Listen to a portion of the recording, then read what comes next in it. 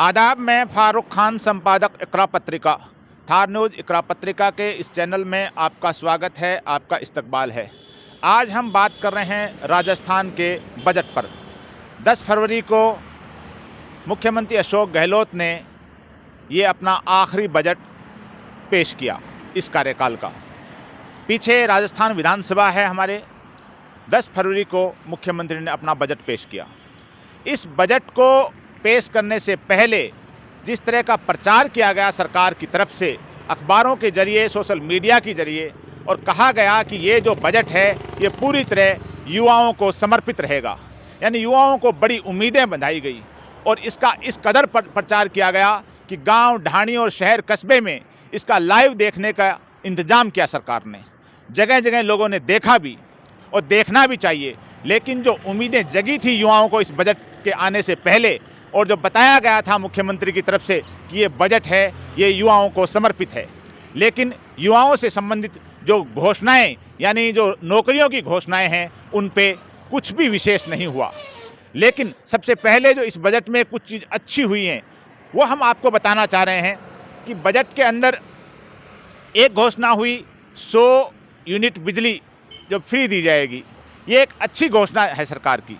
इसके अलावा किसानों को 2000 यूनिट फ्री दिए जाएंगे खेती के लिए, ये भी एक सरकार की अच्छी घोषणा है। एक एक इसकी जो घोषणा है इसकी भी हम समीक्षा करेंगे। और जो उज्ज्वला योजना है जिसके तहत जो गैस के सिलेंडर के कनेक्शन हैं, उन उज्ज्वला कनेक्शनों पे 500 रुपये में सिलेंडर दिया जाएगा। ये भी राज्य सरकार की एक अच्छी घोषणा राजस्थान के बजट में रही है। साथ में जो महिलाओं को राजस्थान रोडवेज में जो टिकट है वो किराया है, वो भी उसमें भी 50% की छूट दी गई है, यानी जो टिकट 200 रुपये का लगता था वो महिलाओं को अब 100 का लगेगा। 50% उसमें छूट दी गई है। इसके अलावा चिरंजीवी योजना के अंदर जो 25 लाख रुपए तक का इलाज कर दिया है, ये भी एक अच्छी घोषणा है। साथ ही इस योजना के तहत जो एक्सीडेंट का मामला है उसमें 10 लाख तक की जो आर्थिक सहायता है उसकी घोषणा की गई है।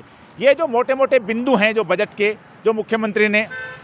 इसके अलावा जो लंपी वायरस से जो कुछ महीनों पहले पूरे राजस्थान में काफ़ी संख्या में जो गायें, बछड़े और जो बैल जो मरे हैं लंपी वायरस की बीमारी से, उनको जो मुआवजे के तौर पे लंपी वायरस से जो मरे हैं उसको 40,000 रुपये मुआवजे की जो घोषणा की गई है, ये भी एक अच्छी घोषणा है। इसके अलावा बुजुर्गों को जो पेंशन है वो भी 1000 रुपये तक कर दी गई है, ये भी एक अच्छी घोषणा है। अब जो बात कर रहे हैं कि इन जो घोषणाओं को, कि इनकी में जो बिजली की घोषणा है कि 100 यूनिट दी हैं जो फ्री, वो एक अच्छी घोषणा है। लेकिन ये भी एक सच्चाई है प्रदेश की कि प्रदेश में बिजली की कमी रहती है और गांव और कस्बों में बड़े पैमाने पे बिजली की कटौती होती है। यहाँ तक कि संभाग मुख्यालयों में और राजधानी में भी बिजली की कटौती होती है। तो बिजली की जब इतनी बड़ी किल्लत है और कटौती होती है तो फ्री बिजली की जो 100 यूनिट हैं ये कैसे दे पाएगी सरकार, ये एक अपने आप में बड़ी बात है। और इन सब के साथ में मैं आपको पूर्व प्रधानमंत्री नरसिम्हा राव जी के कार्यकाल की एक बात सुनाता हूँ। नरसिम्हा राव जी 1991 से 96 तक देश के प्रधानमंत्री थे। 1996 में जब लोकसभा के चुनाव नज़दीक आए तो उनका जो विरोध था, उस विरोध को, एंटी इनकम्बेंसी थी, उसको दबाने के लिए और उन्होंने जो सलाह ली तो उसमें एक वरिष्ठ पत्रकार सलाहकार के तौर पे वहाँ बैठे थे और उन्होंने नरसिम्हा राव जी को कहा कि आप कुछ ऐसी घोषणाएं कीजिए जिससे जो लोक लुभावन घोषणाएं हों और जनता आपके फेवर में रहे। नरसिम्हा राव जी ने बड़ा एक ऐतिहासिक बात उस सलाहकार को कही और ये आज के शासकों को भी उस बात के ऊपर गौर करना चाहिए। नरसिम्हा राव जी ने कहा कि आपकी ये सलाह तो बड़ी अच्छी है कि लोक लुभावन घोषणाएं हों, लेकिन जिनकी पूर्व की घोषणाओं पे अमल नहीं हुआ, क्रियान्वयन नहीं हुआ, तो नई घोषणाओं पे यकीन कौन करेगा। यानी नरसिम्हा राव जी ने खुद माना कि मेरी जो पहले की घोषणाएं थी उनका क्रियान्वयन नहीं हुआ, तो अब जो नई घोषणा ऐसी करूंगा उसको ऊपर यकीन कौन करेगा। लेकिन राजस्थान के मामले में ये है कि लोग तालियां पीट रहे हैं, खुशी की बात है, अपनी जगह घोषणाएं हुई हैं। लेकिन ये भी सच है कि मुख्यमंत्री अशोक गहलोत का जो पिछला कार्यकाल है उस कार्यकाल के भी कई घोषणाएं ऐसी हैं जिनका क्रियान्वयन आज तक नहीं हुआ है। और इससे पहले के इस कार्यकाल के जो 4 बजट पेश किए गए हैं उनकी भी कई योजनाएं ऐसी हैं जो ज़मीन पर नहीं उतरी हैं। इन्हीं चीज़ों में जो घोषणा आप सबको मालूम है कि मुख्यमंत्री ने घोषणा की थी कि महिलाओं को स्मार्टफोन दिया जाएगा, लेकिन वो दिया जाएगा नहीं दिया जाएगा, कब दिया जाएगा, उसका किसी को पता नहीं है। तो जब बिजली की पैदावार कम है, बिजली की कटौती हो रही है, तो 100 यूनिट कैसे दी जाएंगी? ये घरेलू बिजली का मामला है। जहाँ तक किसानों को 2000 यूनिट देने की बात है, तो किसानों को भी कैसे दी जाएगी? 2000 यूनिट बहुत ज़्यादा होती हैं, ये बिजली आएगी कहाँ से? इसके अलावा जो चिरंजीवी योजना के अंदर जो घोषणाएं की है, इसके अंदर एक चीज़ कि इसमें 25 लाख के इलाज की घोषणा, 10 लाख के मुआवजे की एक्सीडेंट की घोषणा की है। ये चीज़ें बड़ी अच्छी हैं, लेकिन ये भी एक सच है कि इस योजना के अंदर जो प्राइवेट हॉस्पिटलों के अंदर जो लोग जा रहे हैं वो बड़े परेशान हो रहे हैं। जो घोषणा करना बड़ा आसान है, लेकिन इसका पूरी तरह अमली जामा पहनाना अपने आप में बहुत मुश्किल है।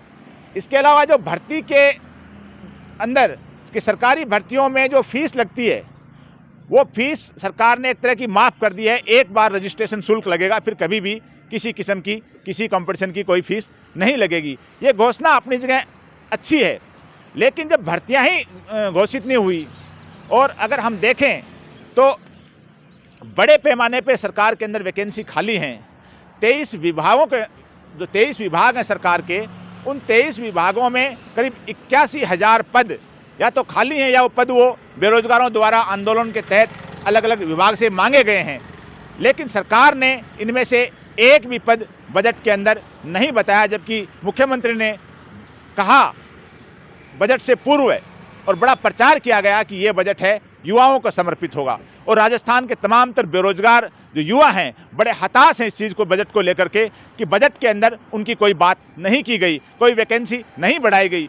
जो बेरोजगार युवक युवतियाँ हैं उनको एक उम्मीद थी कि इस बजट में बड़े पैमाने पर वैकेंसी निकाली जाएंगी और चुनावी साल है और उनको बढ़ा भी जाएगा, लेकिन वो पद कोई घोषित नहीं हुए। अब उम्मीद ये है कि जो पूरक बजट आएगा, रिप्लाई होगा बजट के ऊपर मुख्यमंत्री का, तो ये पद भरने की कोई घोषणा होगी और वैकेंसी भी बढ़ाई जाएंगी। तो ये जो तमाम तर घोषणाएं हैं मुख्यमंत्री ने की हैं, गांव के लिए, गरीब के लिए, महिला के लिए, किसान के लिए, बिजली की घोषणा हो, चिरंजीवी की घोषणा हो, ये सारी अपनी जगह सही हैं। लेकिन जब बेरोजगार युवक युवतियां हैं जो लाखों की तादाद में प्रदेश में हैं, जो रोज अपना बायोडाटा लेकर के इस दफ्तर से उस दफ्तर एक अदद नौकरी के लिए धक्के खा रहे हैं, उनके बारे में मुख्यमंत्री का पूरे बजट के 176 पेज का इतना लंबा चौड़ा भाषण और बजट था, उसमें इन बेरोजगार युवक युवतियों के लिए कोई बात नहीं हो, तो एक बड़ा प्रश्न चिन्ह लगता है कि फिर वो लोक लुभावन बजट क्या था?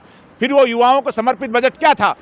क्या यही समर्पित बजट था जिसमें युवाओं की कोई बात नहीं हो, इन बेरोजगार युवक युवतियों को रोजगार देने की कोई बात नहीं हो? और ये बड़ा आक्रोश भी है युवक युवतियों को।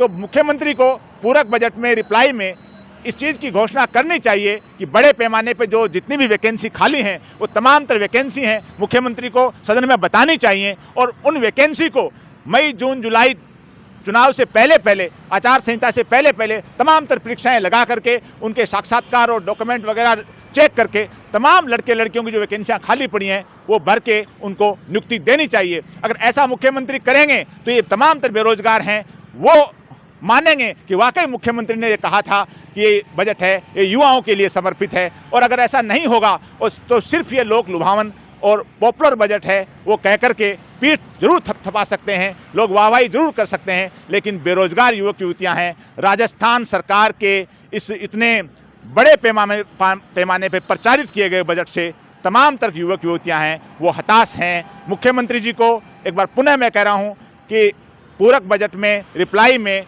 इस बात को पे गौर करना चाहिए और वापस तमाम तरह वैकेंसी हैं उनको घोषित करना चाहिए। आज के इस एपिसोड में बस इतना ही। जय हिंद, जय भारत।